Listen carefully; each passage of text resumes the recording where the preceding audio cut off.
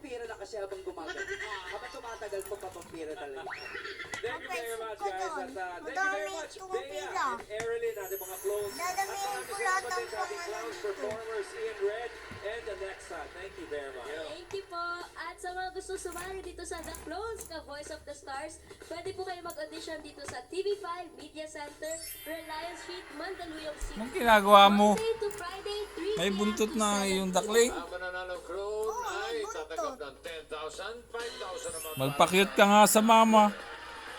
Magpakyut ka muna sa mama. Sa Grand Finals. Magpakyut ka na. Tatanggap ng Ganyan. 300,000. Paano pakyut ng dalaga? Sa Grand Finals. Yung dalawang bisita natin, si Ian Red, Ganyan o. si Alexa, tatanggap ng toyo at Nagpapakyut. Sige daw, patingin daw. Pakyut muna.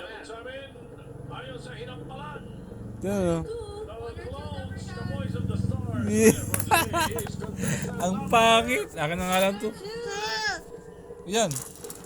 Sige daw, magawa ka daw ng aso.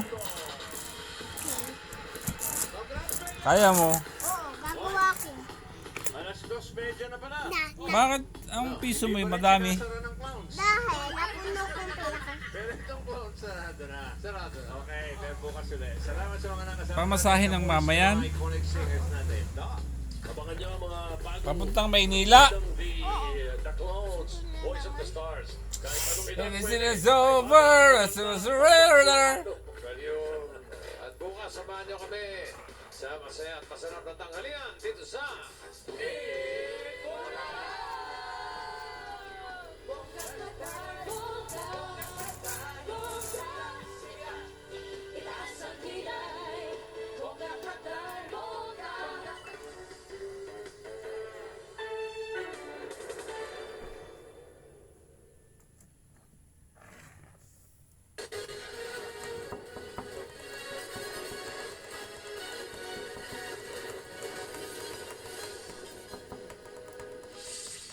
Ang mga lumalantsadang balita dito sa Frontline Express.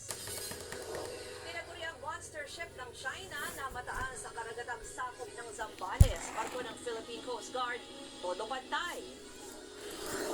Uwian ang mga nagsibakasyon sa Mamaya, Papa, probinsya yung noong aso. holiday season, dagsa pa rin sitwasyon sa terminal, sisilipin natin live. At ilang residente umakyat sa bubong habang nasusunog ang kanilang bahay sa Cebu City. Nasagip kaya sila? Pa, tingnan nyo. Patuloy Ano na yan? pinapatayan ng Philippine Coast Guard Ano ang to? namataang monster ship ng China sa karagatang sakop ng Zambales.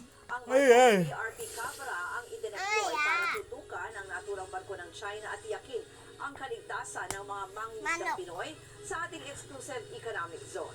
Sabado nang kumpirmahin ng PCG Manok na ito. namataan nila gamit ang isang device ang sinasabing pinakamalaking barko ng China Coast Guard. Plano ng PCG na maghain ang formal na report sa National Task Force for the West Philippine Sea. Lalapit din daw sila sa National Maritime Council para humingi ng rekomendasyon sa magiging hakbang nila.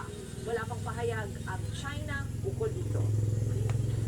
They intend to legitimize it, and then secondly, is to threaten ang ating mga ng Pilipino because of the presence of the Coast Guard and need for rotational deployment in Baltimore Silog.